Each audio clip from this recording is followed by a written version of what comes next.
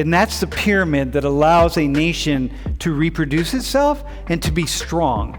You need large numbers of people down here, and slowly they die away. Wait, why do you need large numbers of people at the bottom? Because you need people to take all the jobs that fuel the economy to make the economy work. So that means you got to go outside of society to bring people in who will take these jobs and make the economy really dynamic and strong.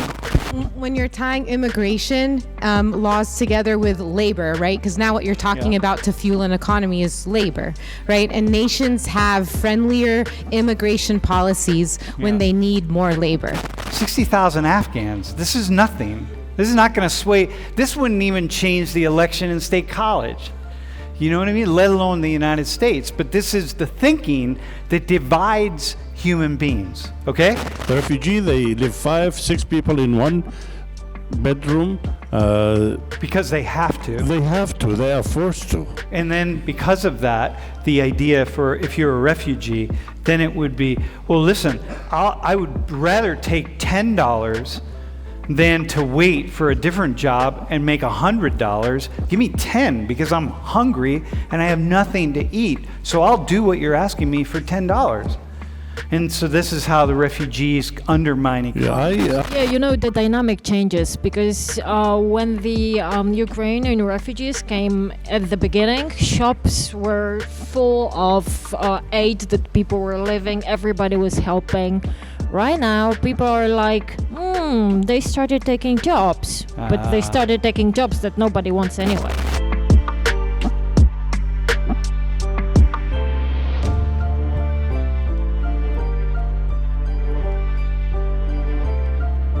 What I think about with the demographic crisis for you is, look, only 16% of the world is of European ancestry. So if you have a demographic crisis and you don't have workers, you understand, like, you have to have for a population to reproduce itself, each woman in that population, on average, has to have 2.1 children just to reproduce the population. And if you have less than that, that means the population is going to decline. And you can't have populations declining because the young people need to take care of the old people. So when you decline, that means everybody else who's older is not going to have anybody to take care of them to keep the economy flowing. So that means when I think about this, I'm like, well, this is basically 84% of the world is not white. So that means every white society who has low birth rates is going to need to bring more and more black people and brown people into their society. You have to do that. It's going to happen. So like in Poland, for example, right now, you have all these Ukrainians coming in who happen to be white, but you're going to get black and brown people. Like, you're going to. So that makes me think about this replacement theory in a way. It's like, there's no conspiracy here. It's just like you're going to have immigrants, and they're going to not be white. That's what it is. That's how it's going to operate. Sam, can you just repeat some part of that again? Because this is another thing that happened in our conversation this morning about immigration and migration and refugees, was that we actually had to put population dynamics next to it. Yeah. Like, we couldn't actually have the conversation if we didn't also talk about declining birth rates. Yeah. And so and so what you just said, I feel like it just bears repeating, because there's so many assumptions that we have about that the birth rate is rising and the planet has too many people. These things, and that we have so many immigrants coming into the United States, and these things are actually not happening in the way that we all assume. Yeah. So first off, like, you all know, right? We do not have many immigrants coming into the U.S. relative to many other nations. We do not let many refugees into the United States. So, but we have not let that many immigrants into the United States for decades. But right now, we just happen to see a real increase, right? But I just want to say, and I am imagining that in this room of people, many people Yeah. do not understand what is happening with population, with birth rate declines, because I did not, until recently, understand what is this thing about what young people have to support older people? Yeah. Like, what is that about? Like, it doesn't seem right when you say it. So Yeah. can you just say a little more about it? So here, listen. At the very top are old people. And then when you start going down the pyramid, it's younger and younger people. So down here, it's people who are newly born. And that's the pyramid that allows a nation to reproduce itself and to be strong. You need large numbers of people down here. And slowly they die away. Wait, And why do you need large numbers of people at the bottom? Because you need people to take all the jobs that fuel the economy to make the economy work. If you only have, because at some point people retire. Like Lori and I. Don't use us as examples. We're not retiring. No. Just don't. No, hang on. No, it wasn't the retiring one. Oh, okay. It's like, It was look, the young people. we don't have kids. So that part. Lori needs to have 2.1 children. Every woman in this room, if every woman in this room, whatever nation you're from, on average, you need to have 2.1 children to reproduce the population of your nation. Lori and I didn't have any kids. That means another woman has to have 4.2 kids. In Camilla's world, women are having the population, the fertility rate is higher than the United States because you're a Catholic nation, so it's like that's the nature, but it's still low. And in Korea, for example, has the lowest fertility rate in the world at 0.78.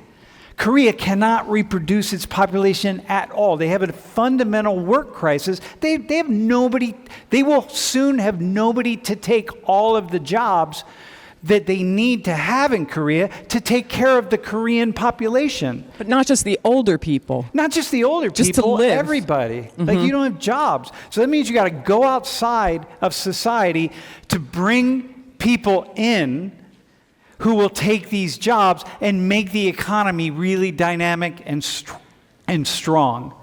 And so as we're talking about this replacement theory, you got to replace the workers that people like me and Lori are not making, since we didn't make any workers. We didn't figure out how to do that. So we didn't make any, so somebody else is going to have to make them. Yeah. You know what I mean? And so, But it's not to keep the population at a certain level because of the numbers. It's literally to keep the economy to keep the economy moving. going, to keep things fueled, to make it happen. But it seems like it's logically like that, but the countries are selecting who is going to replace them. Yeah. It's not like everybody is welcoming to replace the population and reproduce because we have this pyramid inverted. Yep. And I think How are they doing that, Julie? Just what do you see? When you say the countries are selecting who is going to replace people when there's a low or declining fertility rate, how are you saying they're doing that? How? Yeah, just to be explicit. Yeah, through visas, through requirements to enter in the country. Because if people crossing the border here illegally, let's say, they can do the job. I mean, they already have the children. And they can just bring 4 or 5 because they're doing it with children. But that kind of immigrant is not allowed to be here because it's brown, it's black, it's coming from a poor country. I don't know what's the we have requirement. the idea if they're not educated and bringing resources. See, you and Ricardo would be welcome here because you're educated and you're going to bring some resources. So Camilla would be welcome here because you're educated and you're going to bring some resources. Same with Igor. Same with Bassam. But when you people have no resources, they're good to do the jobs that nobody else wants to do. That's really important. But we get enough of those people. We need people with more resources. And let's say in my case, I could get citizenship or so to vote. Residence to vote. Yeah. How long will it take to me? For you, that would take 12 years probably. So what's the point? when you're tying immigration laws together with labor, right? Because now what you're talking about to fuel an economy is labor, right? And nations have friendlier immigration policies when they need more labor, especially in this country. Yeah, And so that's what you're spelling out. There's a direct correlation between friendly immigration policies and the need for labor to fuel or run an economy. And one thing that's happening here in the U.S. is that we have labor laws that are supporting informal labor, right? So we kind of want there to be informal labor networks because it helps our economy to pay people less and to exploit people and therefore fuel our economy and keep it running as the machine as we know it. I have a Brazilian example of what Julie just said. It said when we were in the Dilma administration, she was our president from 2010 until 2017. They had a program called More Doctors, Mais Médicos. And they bring doctors, medical doctors from, primarily from Cuba. So, because in Brazil we have, there's not that they don't have that much doctors, but usually they don't want to go to small cities in interior country, stuff like that. And so the Dilma administration have this program. And so Cubans went to Brazil, the Mexican doctors, and they were those little cities and stuff like that. And when Bolsonaro, our last president, was in the office, he terminated the program and sent them back to Cuba. Okay, because arguing that they were spies. So we have two examples here. First of all, the one that Julie just said, what kind of immigrant I want? I want doctors. So doctors, you can come here. Yeah? The ones that I don't have to pay too much, actually. One of the critics that they had about this program was that they don't pay as much as doctors would receive normally in Brazil. And the other thing, that's conspiracy theory. They are Cubans and they are spies. They're not here to treat our population. They are here to change their mindsets for them to be communists.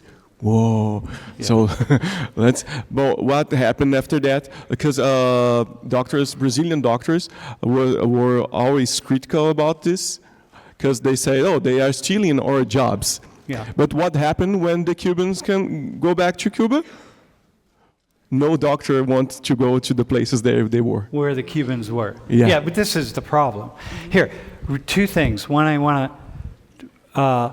This idea that Biden let Afghanistan fall so these Afghans could come, what we're talking about is like the people that came after Biden, it's about 60,000 people. 60,000 Afghans. This is nothing. This is not going to sway. This wouldn't even change the election in State College. You know what I mean? Let alone the United States. But this is the thinking that divides human beings, okay? How does the influx of people versus national growth affect overall prosperity of a nation? You need the right balance of workers and of citizens and workers at every level of that pyramid. And the better the balance you have, you need more educated workers, less educated workers. You have people willing to work with their heads, people willing to work with their hands. And when all that comes together, then the nation is going to have an internal dynamic that can most lead to prosperity. But there are many factors involved of that. But definitely, I wanted to ask, since you guys are talking a lot about the trend and how it's going to change through with the immigration and the immigrants coming in, and this is completely indifferent from political motivation at all. I was just curious of how this affects our immediate surrounding rather than what is going to happen. Because an average person is not going to look into 10 years in the future of how the population is going to change and how our lifestyle is going to alter as a result. We want to know what's going to happen now if all these immigrants are let in. Dude, that's a really good question. Bassem, do you have either Camilla or Bassem, one of you, Bassem, you've seen this in Iraq. You've seen what happens when so many new immigrants come in. I'm thinking about it. I can speak for Iraq when we had an influx of Syrians. And I used to go to like a shopping mall, and most of them will be people from Baghdad, Erbil. Now I don't see anybody from these. All I see is Syrians. So the Iraqis are out of business. They are jobless now, simply because they have been replaced by the Syrians who will work for less. Because the Syrians they came as refugees. They are refugees, and they don't need the amount of income that an Iraqi needs to sustain a family with 3 kids in school, medical bills, rent, gas for his car. The refugee, they live 5, 6 people in one bedroom. Because they have to. They have to. They are forced to. And then because of that, the idea for if you're a refugee, then it would be, well, listen, I would rather take $10 than to wait for a different job and make $100. Give me 10 because I'm hungry and I have nothing to eat. So I'll do what you're asking me for $10. And so this is how the refugees undermine economies. Yeah, I have a friend of mine who has a tailor shop, and he has been in Erbil for like 20 years. And he is also upset with the influx of Syrians. He said, I'm losing business because a refugee will do the job that I do for like $5. He will do it for $2. Yeah. So he's threatened too. So does that answer your question? Is that like well, that's what people see, right? But I want to add one other thing that people see. So in a town, Bound New Jersey, if anybody knows it, but I grew up part of my life next to that town, and that town was, when I was growing up, a town that was mostly white people, and now it's primarily Latinos, people from Guatemala and Honduras, I think mostly. That town has been revitalized 100%. It was, shops were closing, nobody was doing anything in the downtown, et cetera, and what we've seen is a rebirth of that town. Every storefront has businesses in it now that it didn't have before. So that's another thing that we see with immigrants who are ready to work and ready to build a life. So and need to work. And have to work, have to build a life. Yeah. So we see that as well. I agree with Lori. Syrians, I don't have anything against them. They are really hardworking. They are the best in restaurants. And really, the best. They are the best in doing really Syrian Except your mother's food. But go ahead. So for me, I'm not affected by the influx of Syrians, but I'm enjoying them being there. Yeah. Really. But you see the consequences for other folks. Yeah, the dynamic changes because when the Ukrainian refugees came at the beginning, shops were full of aid that people were living, everybody was helping.